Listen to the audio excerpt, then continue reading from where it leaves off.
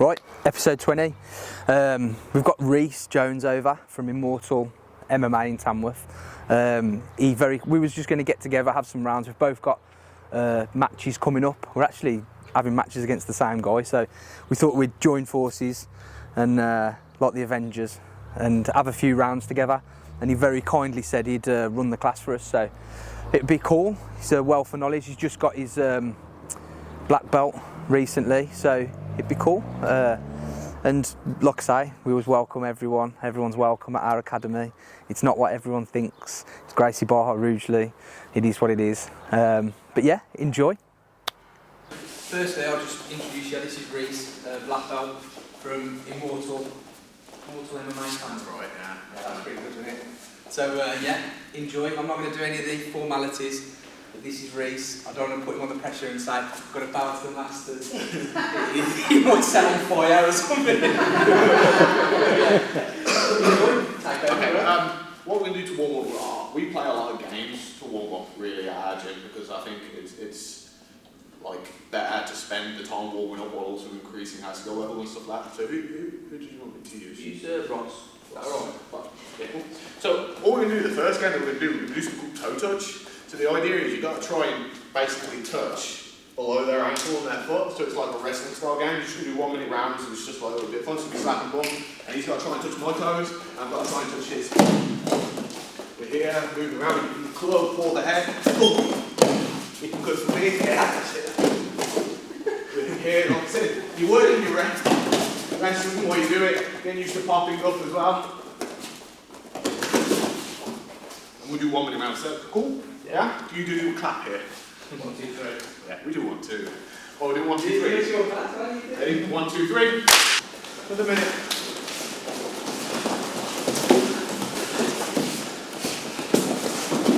Next game, we do something called spin to win. Yeah, so spin to win is a pretty cool game. So basically, one person's going to stand on their hands and knees. You can swap 1 for 1 each time. Just like hands and knees. Now, my job is to get to the back of him. Get a chest to back connection, like get around him. His job is to either do 1 of 2 things. He can either get on top of me or stand up completely and disengage. So I start this by putting both my hands on top of his back. Then we go from here. I've got to try and spin to his back. Yeah? His job, we go back. He can either grab me and double leg me or whatever and take me down. Wins that one. Or you can just stand up and disengage completely. So that makes sense. So we're going to do 1 minute rounds again. 1 for 1 on this. Ready? 1, 2, 3. Good.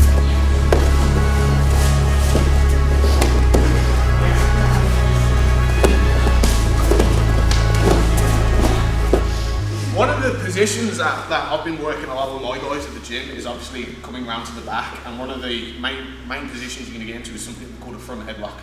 Okay, what I noticed when a lot of people are playing this game is we weren't controlling the head, so it was quite easy for people to shoot in on double legs or to just stand up to their feet, whereas the front headlock is going to be able to control that, allow us to sprawl our legs back, as well as stop the man from coming up to their feet as well. You know, so if we spin around this way a little bit, because I like to front head on my front hand. I want you to take what we call a chin strap, whatever hand you want, and you're going to take it just under their chin. The main thing about this is putting your shoulder into like the base of their neck. And I'm pulling the front, you can feel that chin, and I'm pulling that up. While I'm also doing that, my knees stay off the mat. So I want all my weight going through my shoulder into my partner here. Okay, if my knees are on the mat, there is no weight, which means he can get closer to me and grab my legs, and I'm going to be in trouble. Whereas when I'm here, if he tries to come closer to me, it's a little harder. The other thing I want to do as well is I want to break his position here. See how he's in his hands and his knees and his elbows. He's in a pretty strong position like this, and I want to be able to like break this. So what I'm going to do is I'm going to pull his elbow, I'm going to circle towards my chin strap. To this. See how I'm opening him out? Once I create this space, this elbow separation, I'm going to take my chin strap out, I'm going to put my arm to the back of his head. Like this, right? My weight is still in my shoulder. From here, this is where I do my spin. So look, I'm gonna step to the back. The reason why I'm doing that is I want to like cone off his arms so he can't grab my legs as I spin around. When I'm here, I pull. just to here. This comes here. So if he tries to grab my legs, see how when my arm is, it's like holding his arm off. And then I'm on the side of him, I'm away from the majority of the game, so let's see the legs and double legs. And then I can start attacking the back, which is the main thing. I do one more time. So I'm going to start with the chin strap, shoulder, weighting into here, knees off the mat, holding his elbow and flaring. Here, here, here, here. Whatever position you want to take from here, if you want to go straight for your double body lock, seat belt, spiral ride, whatever you want to do, you can choose what you do from there. You're safe from the majority of the threats like double legs and single legs.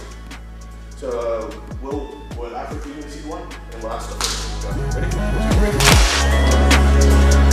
2, 3.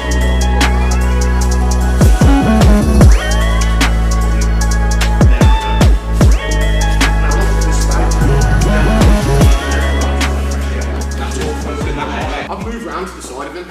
Just turn this way, just attack. Yeah? And it depends on the grip you want to take as well. Now, let's start if someone's really tight. If somebody's really tight, I might not be able to get any grips. I can't even like get my arms underneath. Now, his chances of escaping while I have no grips are quite high. So I always want to try and get some grips. You want to get as tight as you can retail, so I can't get like this. Or this, yeah, perfect. So one thing I'm going to look to do now is I'm going to drop him to his hip. I'm going to bring my knee to the mat, put my hand to the mat, I'm going to pull. And as I pull, I'm lifting this leg, just to here. Now, what tends to happen the majority of the time is, people are not just going to accept that they're going to be flat in side control, so they go back to turtle. And as he goes back to turtle, it's quite easy for me to get like, either my seat belt, or my double body lock, or even my knee between his knee and his elbow. And that's all I'm looking to do. Some guys won't even drop all the way. If you just pull me to the side. So sometimes like I will just come here, my back, see how I'm on my elbow? Which we have other stuff for that as well. So when we're here, like, I can't get in my grips, he's going to be really tight, he's going to be fighting my hands and stuff. So you're going to take like just like a grip on his hip pocket, and then this hand is going to block here. As I block, I'm going to drop my knee to the mat, I'm going to open this space. I'm going to drop him here. When I'm here, look, I'm going to go here.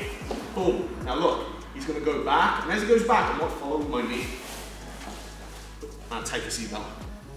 My knee's between his knee and his elbow now. I've started to put like a chink in his armour. And then it's going to be quite easy for me to progress this and start looking to take his back. Does that make sense? Yeah? We're going to just do this for a couple of minutes, and this is really important. You want to get as tight as you can with turtle. Make it so I can't get any grips. Can't do it, yeah? So I need to put a chink in there. Look, knee, here. Boom, he goes back. Knees between his knee and his elbow. I get a seatbelt grip. When I get a seatbelt grip, I grab it here. In jiu-jitsu, a lot of the time we try and give him a dilemma. So he's either going to do one or two things. He's either going to stay in side control and allow me to flatten him out, or he's going to go back to turtle. But the risk of him going back to turtle means he has to open up slightly, which gives me the chance to get my grips. But that's probably better than being flattened in side control. But he's got to choose. And either option that he chooses, I'm ready just to do what I want to do. Yeah? And that happens in a lot of different positions in jiu-jitsu. We'll do something to cause a reaction, and then you're going to have like 1 or 2, maybe even 3 common reactions. You'll have something ready for each predicament. Does that make sense? Well, one more time. So look, grab the hip pocket, he's really tight, can't get this in. If he's loose, go loose, and I can just get this. I don't really need to do all that. Yeah? But if he's tight,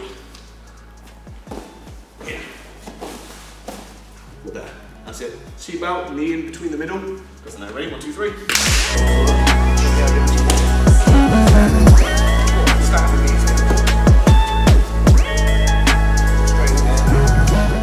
So, rather than dropping completely onto his side, as I do this, he's going to just stand his elbow. Boom. Here. Like this. And I'll smush him a little bit here. So I'll collapse him over the top of his grip. This hand comes into a claw position here. And what I'm going to do now, I'm going to slide my knee up high, and I'll step my leg over the top. Now I can just pull him to the other side. The reason why I like this position really well is because I can actually trap his arm at the same time as I drop. So look, this is here, and trap. I'm in a good back position here, ready to attack. And start attacking rear naked with the arm trapped. Okay, if you need to change your positioning a little bit to watch, well, feel free. But look, we're here. Boom. He's on his elbow. Look, I grab this wrist. All I'm going to do from here, I need to collapse his weight. This is great because not only is his weight on top of his wrist, my weight's on top of him as well. And then what I'm going to do from here, keep my chest on his back. This arm's going to come into a claw position, grab his far shoulder. Now I need to focus and get my left knee as high as I can. Once I'm there, I can actually sit him up from here and then bring my other leg over the top. And I drop to this side, making sure I block his head. Then from here, look, I can literally just straighten that. My leg comes over the top and I've taken my seatbelt. I'm in a great position to actually finish the rear naked because I've got two hands compared to his one hand. So I'll come here and I'll attack. If he uses his other hand to try and stop me, I can come in and control his pinky and then I'll grab the back of his shoulder here, bring my chin over the top and just pull for the one arm rear naked. You've got to think, whenever we're choking somebody, we're trying to compress them. We're not trying to pull his head off or anything like that. We want to compress. If you sit down for me, so sit down doing like this. So even if we're doing one arms, what I'm going to look to do, I'm going to look to get this as deep as I can. Not like here, deep. See, almost like the V of my elbows under his neck. And then this hand grabs behind his shoulder as deep as I can. The reason why, if I'm here, pull my hand. See, that's really easy. If I'm here, pull my hand. It's still easy, but harder. But when I do this and this, it's really difficult because my chin is now blocking my hand. So for him to get to my hand, he's got to punch my chin out of the way, which is not how to do jiu-jitsu, which is cool. Yeah. So even if I've got the pinky grip here, when I squeeze, don't pull your shoulder back. See this, like even though it looks grimacing, he'll survive. Like because I'm releasing pressure. My shoulder wants to stay in the back of his head. I want to pull my elbow back and I want to push my head into his head. So I've got two things that are pulling his head, but his head can't move. See how I barely move? Yeah? The less movement I do, the more I can tap him, the more efficient a submission is. Yeah, it's that tension. Whenever we get as much tension as we can, the results are better. Whereas when I'm like, you know what I mean? Like tough guys, they're gonna grit that out because he knows like it's not gonna like choke him unconscious. It might be painful, but he ain't gonna go unconscious. Whereas when I'm here, and I'm like, yeah, it's gone. Yeah, does that make sense? So when you do your rear naked now, use that concept to apply less movement, more tension, and then hide. And also we want to make sure his defense is super difficult to do. So everything he's gonna do, like pulling my hands away and stuff like that, we want to make it really difficult. You know what I mean? It might be a long bow, it might be here, and then I might walk up to here, I get to here. And I might not switch for a rear naked, I might not go for a rear naked just yet. Even if I'm struggling with this, I might just come out here, and come here. And that's even tighter. And you get that amount of the over it. Still bring my chin over the top.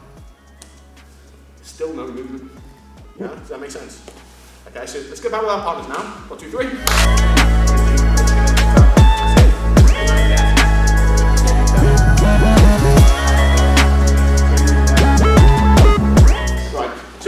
We got to this position here. See where my knee was like in between his knee and his elbow? We did this before, right? Do you remember?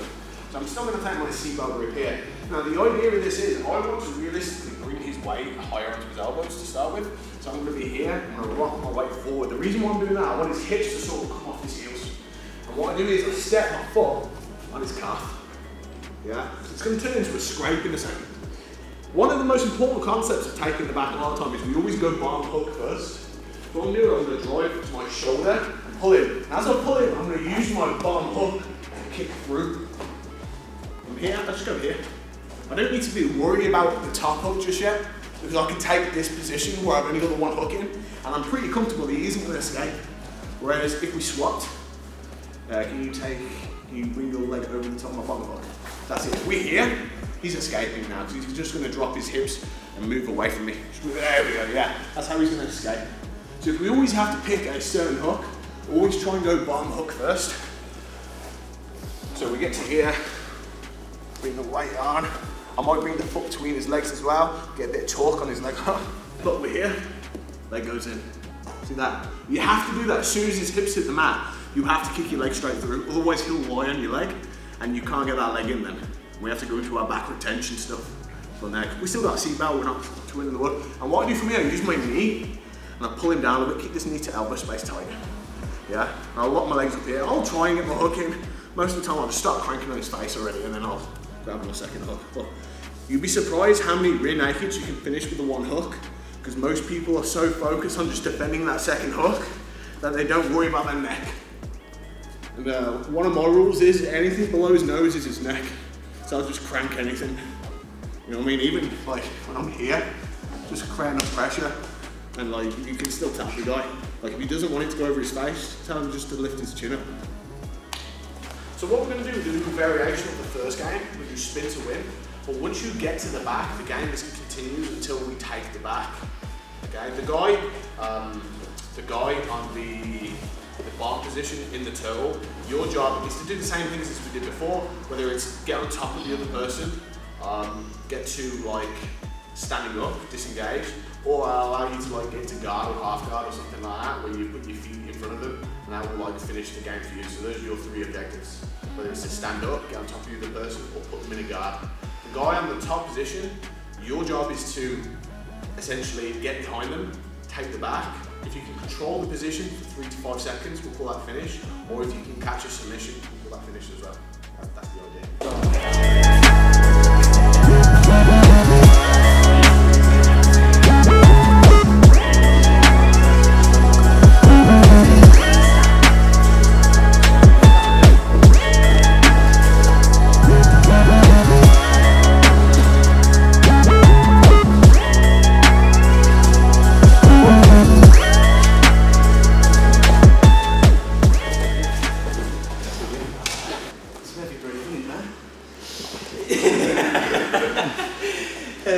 Yeah, thanks to Reiss.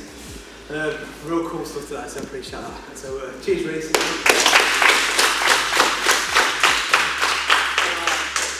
Thanks, Johnny, for bringing me down. We've both got the same geezer. Yeah, madly. Thought we'd get some cross training in together, and he'd invite me to teach some stuff today. But it was really cool. I like seeing everybody pick it up, and hopefully you can take something away from it and then train it more and stuff like that. One of the biggest things I'm trying to emphasise with my guys at the minute is control over everything. So whenever we're doing something, we want to make the guy as miserable as possible while we're doing it. So every time like I'm in turtles and he's carrying my weight, I'm just being really heavy, and every time they move, it's got to be a chore for them. And then when I get a good position, I don't want to give it up. I want to make sure I stay in a good position. And if I'm feeding my arm to their neck for 3 to 5 minutes before they give me the tap, I'm happy doing that, because they're the one in distress, not me. And it's either him or me, innit? Like, I'd rather stand in the back and continue to attack that choke rather than lose the back and end up in guard or go for an arm bar or something like that. Like, stay in these good positions. You know what I mean? Focus on controlling the guy and then work your finishes and stuff like that together. Like Johnny probably says, we're talking about position over submission. Control is everything. And that's the point of us doing jiu-jitsu, is so we can control another person. You know, like a puppet. Like that sort of thing. Yeah. Bad to masters.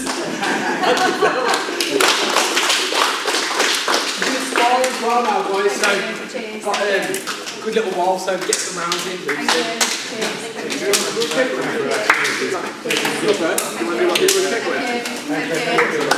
So that was episode 20. As you can tell, I'm doing the outro before the class has even started, because I'm going to be absolutely knackered in a bit, but act as if it's just happened. So the Avengers have united. We're now best friends. We've enjoyed our time grappling with each other. So hope you enjoyed it. Like, subscribe, notifications, the bell button, all of that. Hashtag GB Rugeley, hashtag Avengers Assemble, hashtag Midlands Sub Only, which is what I'm actually competing on. And if you want to buy tickets, whether it's out before or not, Midlands Sub Only on Instagram, and use the code Johnny Dawson 1. That means I'll get a little kickback. Cheers, guys.